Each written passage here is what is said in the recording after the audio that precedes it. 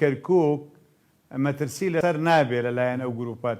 تونڕەوانەوە، چونکە کەرکووک شارێکە هەم هێزی پێشمەرگە 10 کیلۆمەترێک لە سەرتەری شارەوە دوورە، هەم منتیقە کوردیەکانیش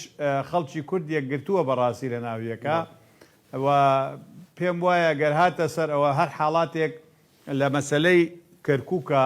هیچ لایەنێک نییە خۆی بە خاوەنی نەزانێ و خۆی بە دڵسۆزی نەزانێ، ئەوە ناکرێ ئەمە پارتیە، ئەمە یەکێتیە، ئەمە فڵانە، ئەمە فڵانە. کورد هەمووی وەکو یەک، چونکە ئەمەمان بینی ینی لە تاریخی کەرکووکە. ئەو ڕۆژانەی کە داعش زەختیان بۆ شاری کەرکووکە کردیان هاتنە ناوەوەش جارێکی، بەڵام بۆ پاکردنەوەیان و بۆ دیفاعکردن لە کەرکووک خوێنی هەموو لایەنە سیاسیەکان لە سەنگەرێکا دەڕژا. ئەمە بۆ خۆی وەکو هێزی پێشمەرگەی کوردستان هەمیشە ئامادەیە، بە تایبەتێژی ئێستا بە فەرمانی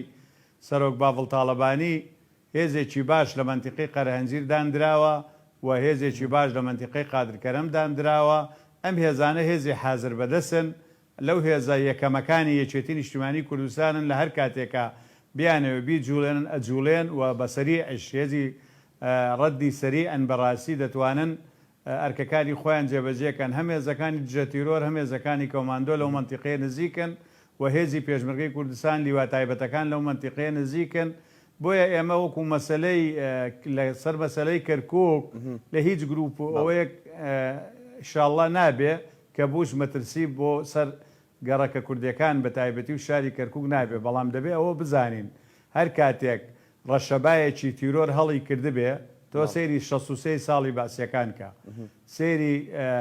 هاتنی داعش و گروپە تونڕەوەکانی تری پێش داعشیش تەقینەوە و فڕاندنی خەڵک و ئەمایان دەکرد، هەمووی ڕەشەباکەی لە حەویجەوە هاتووە، لە شوێنێکی ترەوە نهاتووە. حەویجە یەکێک بووە لە بەڵاکانی سەر شاری کەرکووک بە بەردەوامی بەڕاستی. بۆیە ئێمە ئەبێ حسابی ئەوە بکە جەیشی عێراق یا قیادەی عێراق خواروی کەرکووک مەترسیەکەیە، نە سەروی کەرکووک مەترسیە، نە ڕۆژهەڵاتی کەرکووک مەترسیە، نە ڕۆژ ئاوای کەرکووک مەترسیە کە هێزی پێشمەرگەی کوردستانی لێیە. بەڵام بەداخەوە تر عێراقیەکان هەتا ئێستا لەم بارەوە لەوەکووە هەموو بارەکانی تر بۆ چیتر یانی ئەو دەوڵەتەی لە عێراقە گوزەرەی ئێستا خۆتەزانی بەدەست چەندین قەیرانەوە دەناڵێن، ئەمیش یەکێکە لەو قەیرانانە.